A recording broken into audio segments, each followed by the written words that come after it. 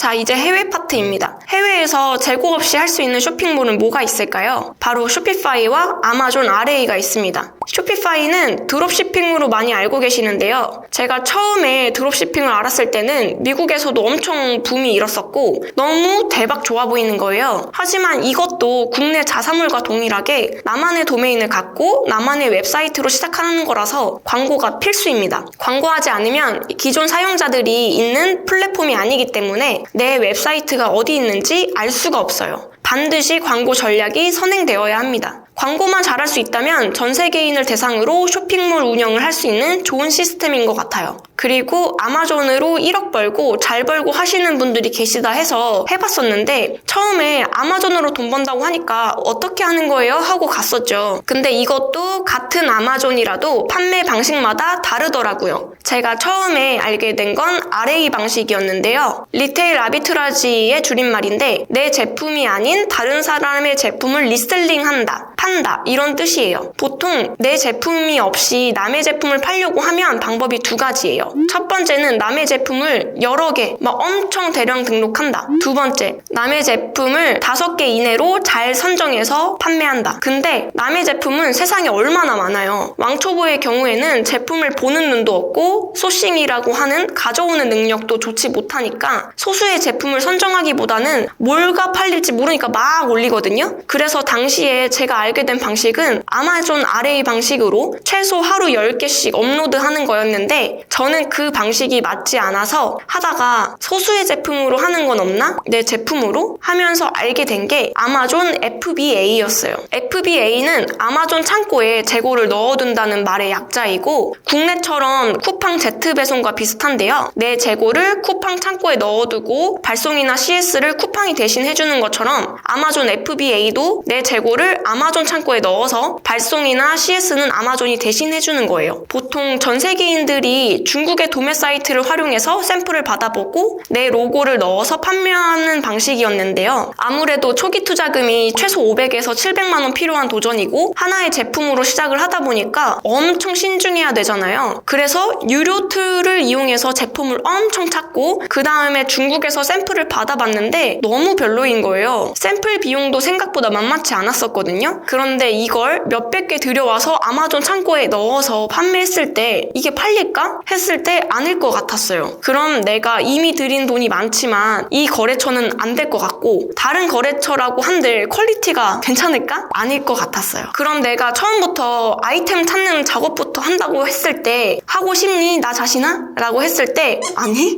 였어요. 외국에 노트북만 들고 다니는 많은 디지털 노마드들 중에 많은 비율이 아마존 FBA를 하고 있었기 때문에 진짜 너무 해보고 싶었고 다른 분들이 강의한다고 했을 때도 도전해보고 싶었지만 이미 제가 겪은 과정을 다시 해야 되는 건 같은 사실이었기 때문에 그냥 포기했습니다. 그 와중에 저에게 힘을 실어준 명분은 하나의 썰이 있는데 아마존이 알 수 없는 이유로 정산을 막아놔서 1억에 가까운 돈을 못 받고 있다는 내용이었어요.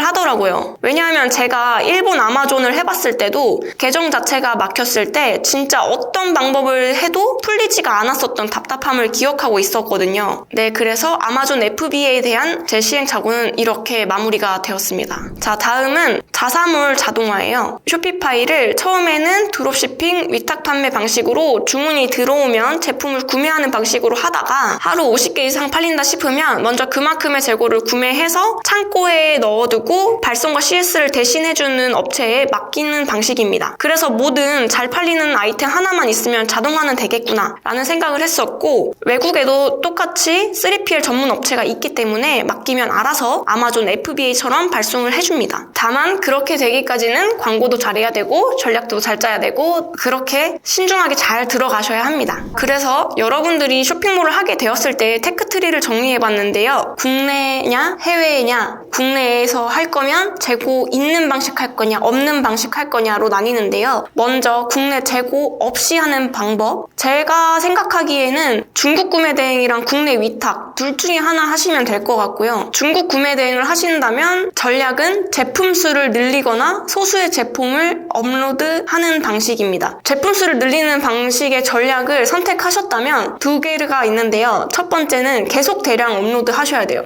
이게 대량 등록 프로그램을 이용하든 반자동을 이용하든 막 업로드 계속 하셔야 되고요. 아니면 잘 팔리는 소수의 제품을 사입 판매하시는 방법이 있겠죠. 이거는 나중에 다 등록하고 나서 팔리는 제품이 생겼을 때의 일이고요. 그래서 상품 보는 눈이 없어도 이건 할 수 있고 초기에 안 팔려도 최소 3개월을 꾸준하게 반복적으로 업로드를 해야 되기 때문에 엉덩이 힘이 엄청 중요합니다. 초기 투자금이 없이 가능하나 반복 업무가 괜찮다면 이 방식이 좋습니다. 그리고 국내 위탁 방식은 똑같아요. 제품 수 늘리거나 소수의 제품을 업로드하는 방식인데요. 소수의 제품을 업로드하는 방식을 선택했다면 상품 상세 페이지 차별화 하셔야겠죠. 그래서 설득되는 상세 페이지가 필요하고요. 제품 보는 눈이 필요합니다. 왜냐하면 대량 등록 안 할 거니까요. 그래서 대량 등록 프로그램 나 이런 거 돌리기 싫고 초기 투자금 리스크도 싫다. 다만 시간은 투자할 수 있다라고 한다면 국내 위탁 방식에서 소수의 제품을 업로드하는 전략으로 가시는 걸 추천드립니다. 자, 이제 국내에서 재고가 있는 방식을 설명드리면 쿠팡 Z배송과 스마트 스토어 두 가지가 있는데요. 쿠팡 로켓 배송은 이제 선발주를 잘 안 내주는 분위기가 오래되었기 때문에 Z배송으로 많이들 시작을 하시고요. 쿠팡 Z배송이든 스마트 스토어에서든 소량 사입해서 소수의 제품을 광고 돌려보면서 테스트하는 방식을 하실 수 있습니다. 이거는 소량으로 제품 테스트를 일단 한 다음에 잘 팔리는 제품이 생기면 그때 잘 팔리는 제품을 대량 사입하는 방식으로 하시면 됩니다. 이 방식은 초기 사입에 대한 리스크가 있지만 소량 제품을 소량 사입해서 테스트하는 걸 무한 반복한다고 생각하시면 돼요. 그래서 제품 고르는 기준이 어느 정도 필요하고 광고는 필수입니다. 그래서 정상 기간이 길어서 버텨줄 자금은 필요해요. 다음 세 번째는 해외인데 재고가 없는 방식으로 시작하고 싶을 때 로드맵입니다. 쇼피파이와 아마존 RA 두 가지 중에 선택하시면 되고 쇼피파이를 하신다면 스토어를 두 가지 방법으로 만들 수 있는데요. 하나는 전문 스토어로 해서 한 가지 카테고리만 파는 거고요. 두 번째는 다양한 카테고리로 해서 종합 스토어를 만들어서 판매하는 방식이에요. 다양한 카테고리를 한 스토어에서 판매하는 방식을 선택하셨다면 이것도 역시나 제품 대량 업로드하는 방식으로 가는 수밖에 없습니다. 그리고 아마존 RA 방식으로 하신다면 이것도 역시나 제품 수 늘리는 수밖에 없겠네요. 그래서 계속 대량 업로드를 수동으로 해주셔야 하고 전략에 따라서 이렇게 장단점이 다른데요. 제품 수가 많아야 할 경우에는 사실 단순 반복, 상품 업로드 많이 하셔야 되기 때문에 엉덩이 힘이 필요하고요. 전문 스토어로 할 경우 제품을 고르는 기준이 필요하고 전략적인 광고 기획이 필수입니다. 그거 말고는 사이트 월비용 광고비가 초기 투자금이 되겠습니다. 해외에서 재고 있어야 하는 방식은 아마존 FBA입니다. PL이라고 해서 프라이빗 레이블 본인만의 로고를 새겨서 내 제품을 만든 다음에 FBA 아마존 창고에 넣어둔다 이런 뜻이에요.